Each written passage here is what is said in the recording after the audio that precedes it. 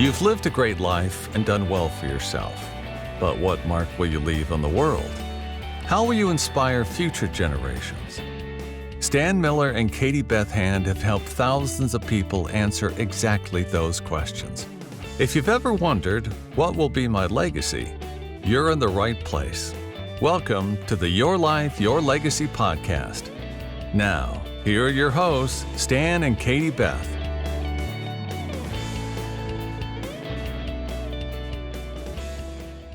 Welcome back to the Your Life, Your Legacy podcast with your hosts, Stan Miller and Katie Beth Hand.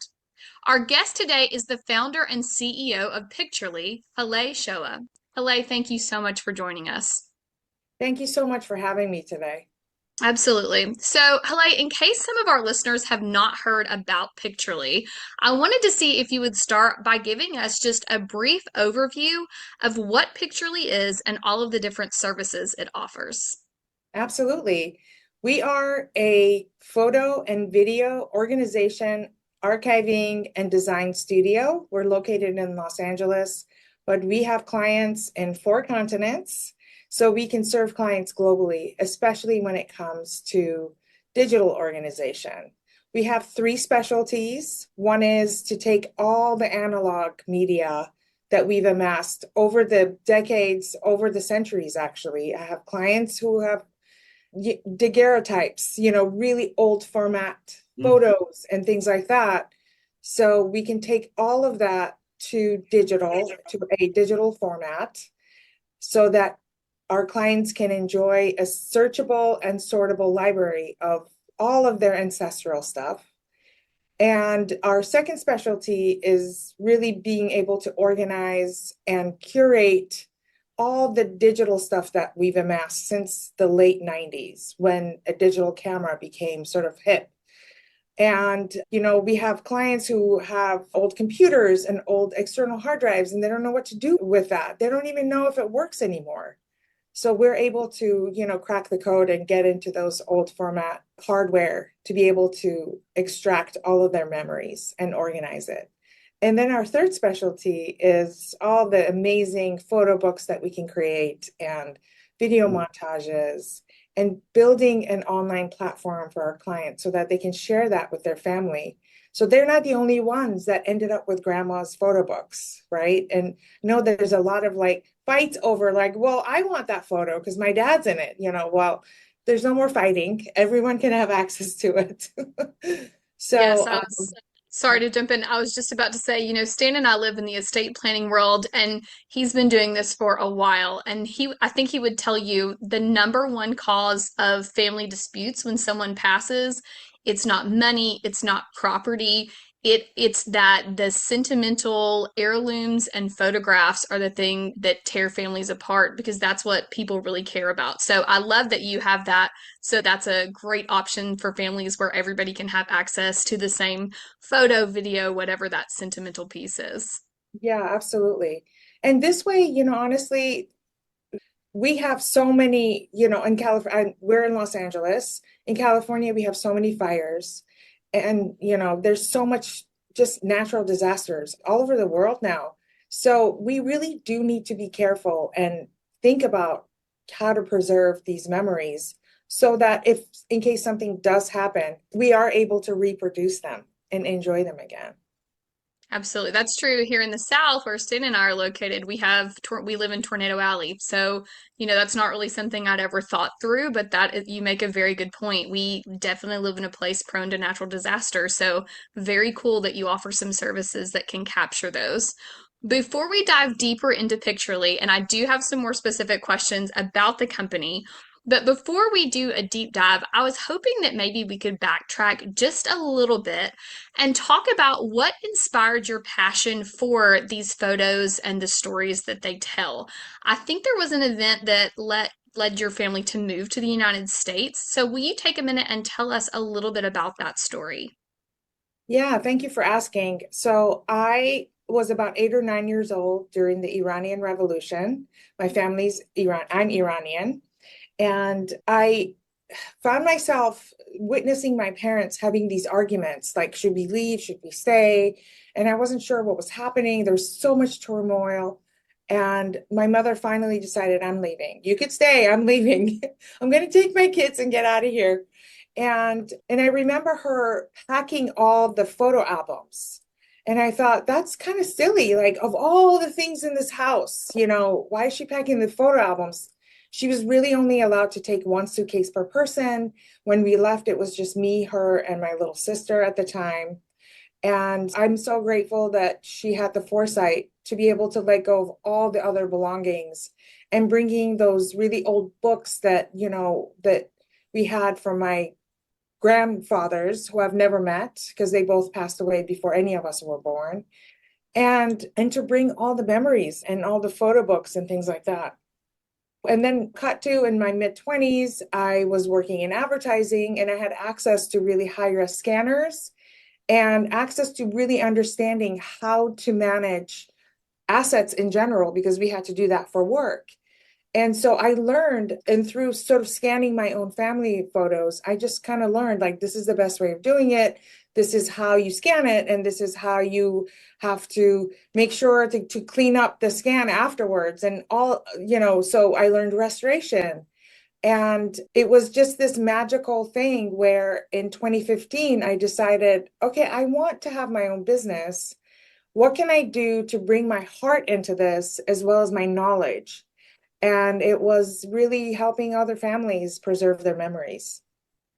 That's wonderful. And what a powerful backstory that led you to this beautiful mission that you did. So to jump back into Picturely, you kind of mentioned some of the main things that you guys do. Getting started on a project like this for some families might seem a little bit overwhelming. I know, like in my family, my father was a photographer. He did that professionally for newspapers back in the day. He's always been a photographer. We have just like albums and albums and albums of photos. But I saw on your website and was inspired that it's not that overwhelming. You guys kind of have a phased approach at which you kind of walk everybody through. So can you talk us through if someone decides to come and work with Picturely, what does that look like? Yeah, we always start with complimentary consultation. So anyone can book a consult and they'll be meeting with me. And so I can understand what their goals are and how they want to share and what they have so that we can go to the next step, which is the discovery phase. If they're not in Los Angeles, we have a way, we have ways to teach them how to box their stuff so that they can send that to us. But the next phase would be for us to really look at what they have and come up with a plan and essentially do a prioritization.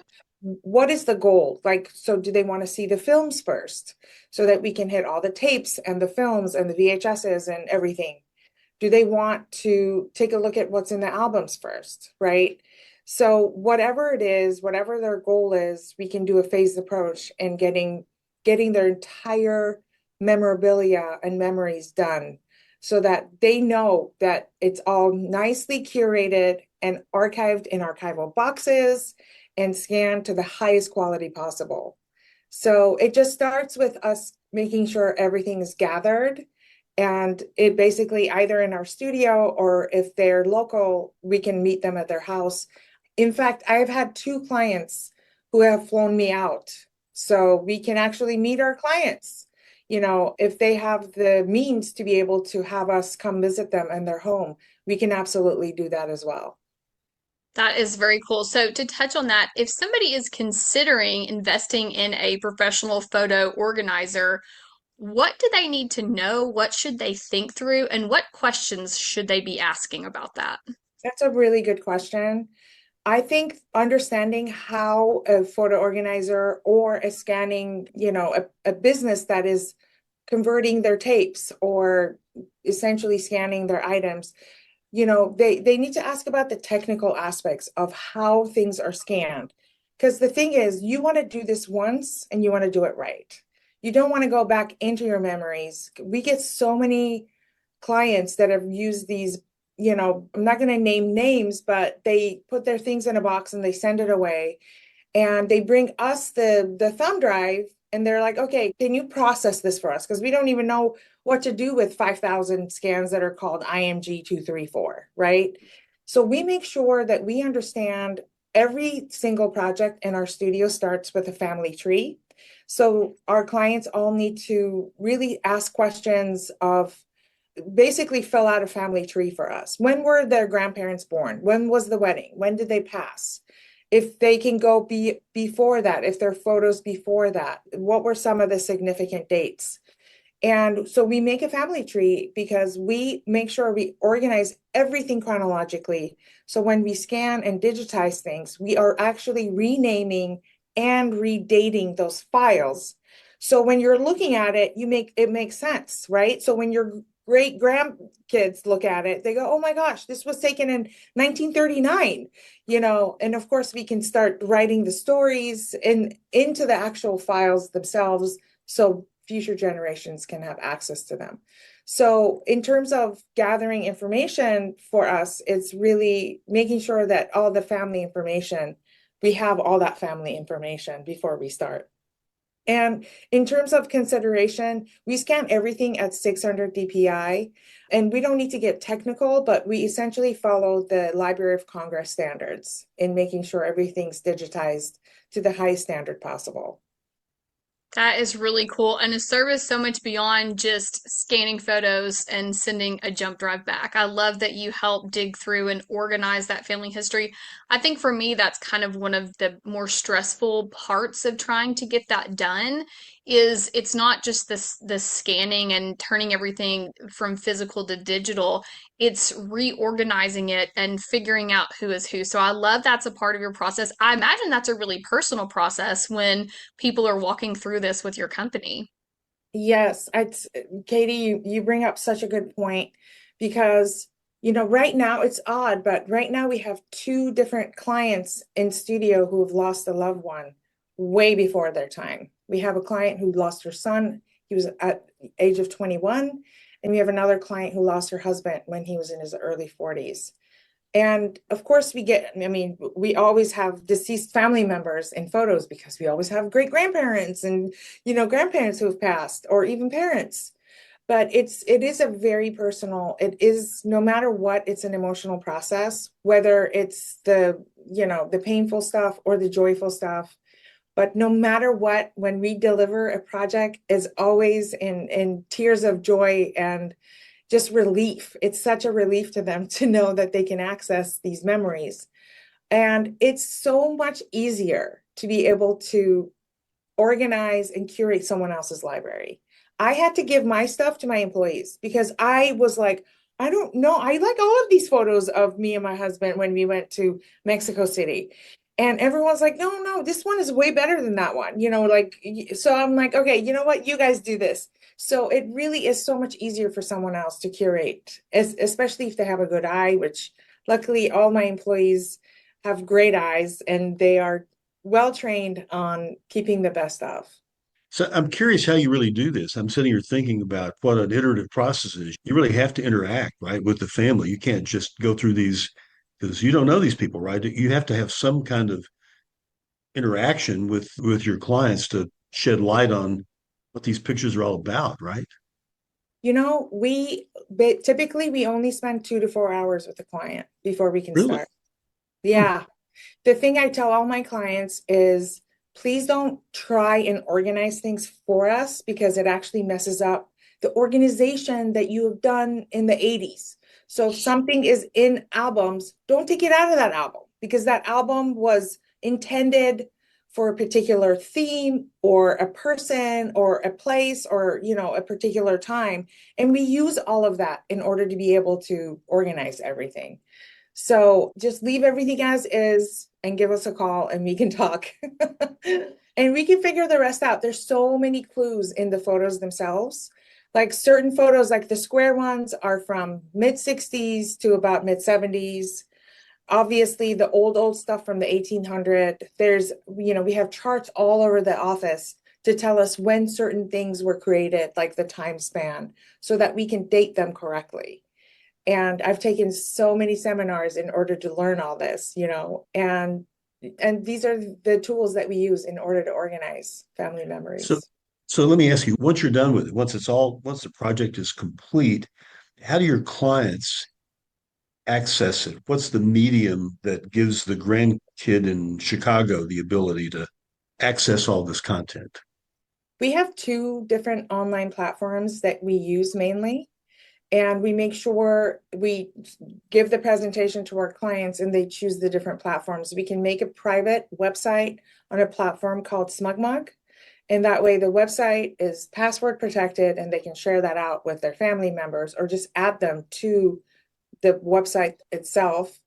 And conversely, there's another platform called forever.com.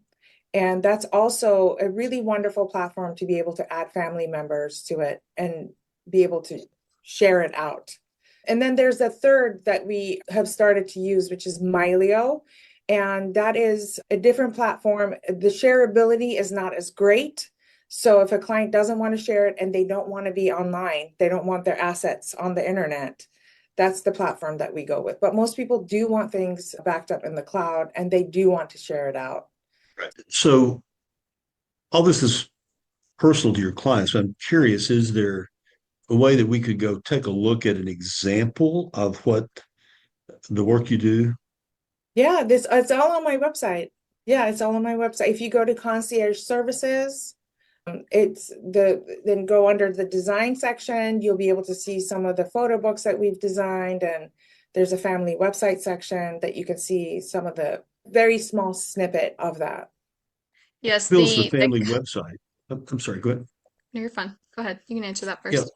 So, yeah, my question was, when we say family website, who do you build the family website? Yes. So we take the assets and we build it based on the way they want to enjoy it.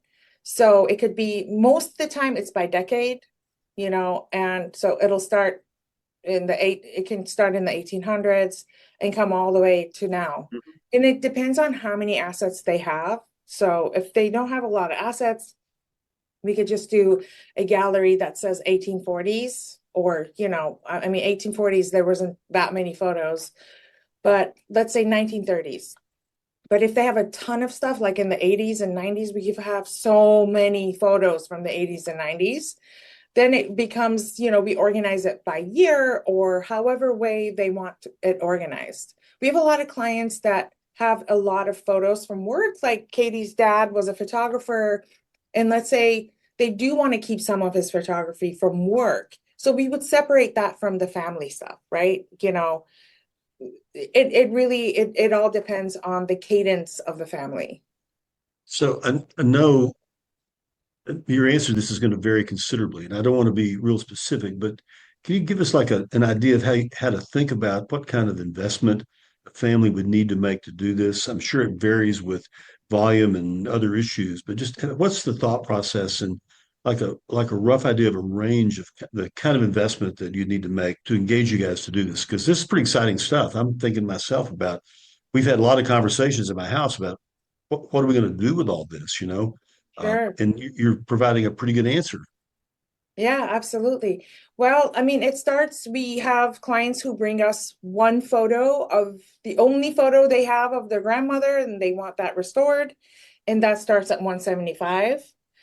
And that is a very specific, service that we have, all the way to, we picked up 45 giant bins from a client and they had over 125,000 assets for us to curate.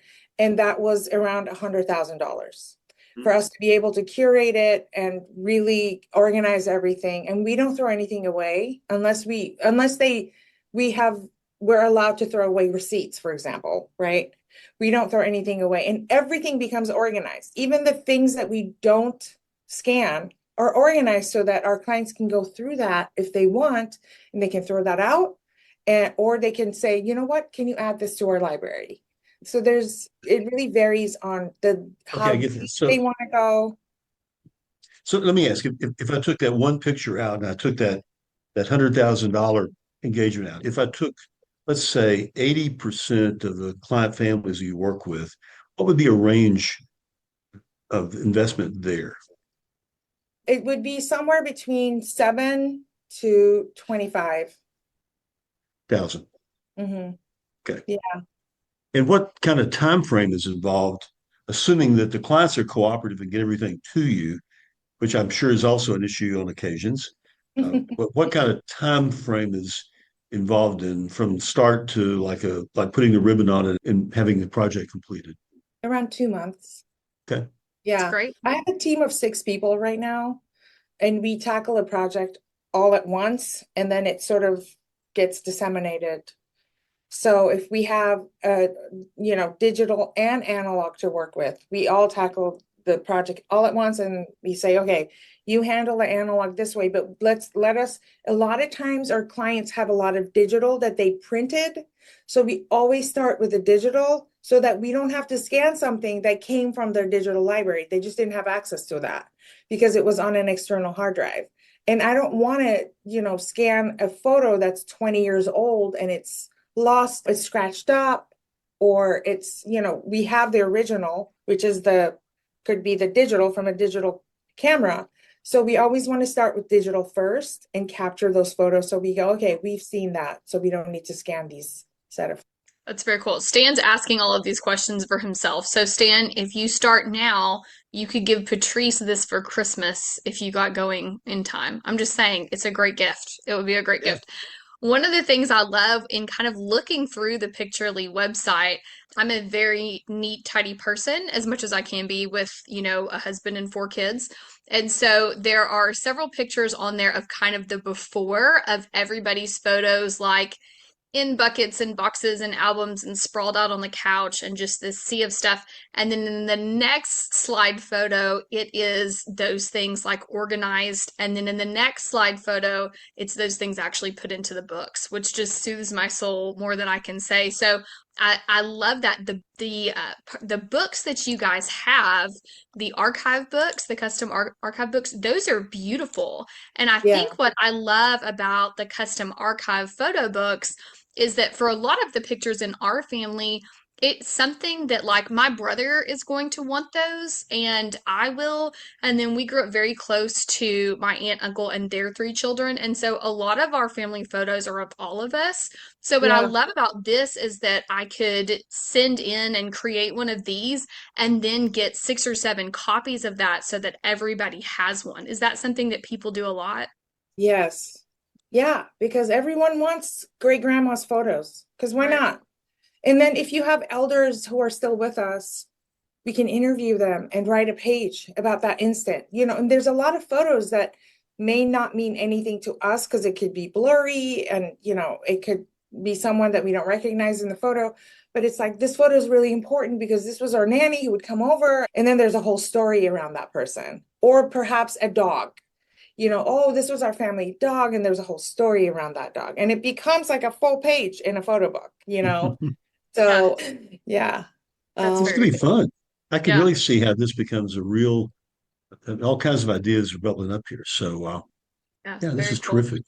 All Thank right, you. so before we run out of Personally, time, go ahead. oh, I'm sorry. Go ahead. No, Go no, ahead. no, no. I was just going to say, before we run out of time, I do have one more question for you, but I want to hear what you had to say first. Oh, I was just going to say that I personally do all the photo books right now because it's something that I mean, as the business has grown, I just can't give that up. I love the creative process. I'm really good at it. And that's my favorite part is to do the photo books and design the gallery walls and do all that stuff. So that part is still mine. I love that. And I love that you're kind of part graphic designer and part historian, which is really neat. That's very cool. A very Thank cool you. job that you've created for this. I think that's fantastic. So you've impacted tons of families across in, 5 or 6 different countries you mentioned. So through the work that you She do with said all of this, she said continents. continents. And so all over the world, really reaching different families and impacting them through this and preserving all of this family history for generations to come. With that, what is it that you hope your personal legacy through this work will be? That's such a good question. I just want people to really use this process, even if they do it with someone else, even if they do it on their own.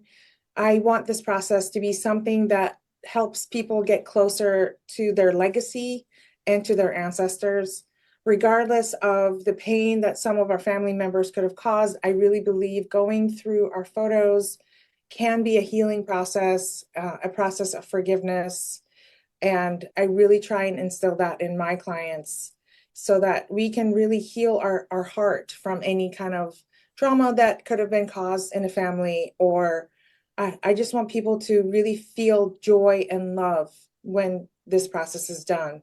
And that's what I want my legacy to be, is the woman who helped us really rekindle our, us with our past. And I hope that I can do that for every single client that we ever have. I love that. And I love Yeah. that this process really involves such a passion and such a personal touch. Stan, do you have Thank any you. other questions before I wrap us up? No, I do have one. No, I don't. No, not right this second. No. Okay, perfect. He wants to know Well, when we can start. that's right. He's got to Yeah, go home right. and get his all his photos together. Yeah, Should I, come, should I buy yeah. my Can we, ticket to Arkansas? You can come visit. there you go. Yeah. So, yeah, I'm about to meet my wife in just a second. We're going to talk about this here in about three minutes. Absolutely. Yeah. Absolutely. Well, for all of our listeners, we really appreciate you guys joining us. This has been the Your Life, Your Legacy podcast with your hosts, Stan Miller and Katie Beth Hand. Our guest today was Haleh Shoa, and to find out more about the services she offers through Picturli, you can visit picturli.com. You can also find Picturli and great examples of all of her work on Instagram and Facebook as well, and you can connect with her on LinkedIn. So Haleh, thank you so much for the work that you do and the positive impact you're having on these families across the world, and we appreciate you joining us today. Thank you so much. Thanks for listening to the Your Life, Your Legacy podcast with Stan Miller and Katie Beth Hand. If you enjoyed the show, please rate, review, and subscribe on Apple Podcasts, Spotify, or wherever you get your podcasts. To find out more about Stan and Katie Beth, go to pinnaclelegacylaw.com. You can also find links in the show notes.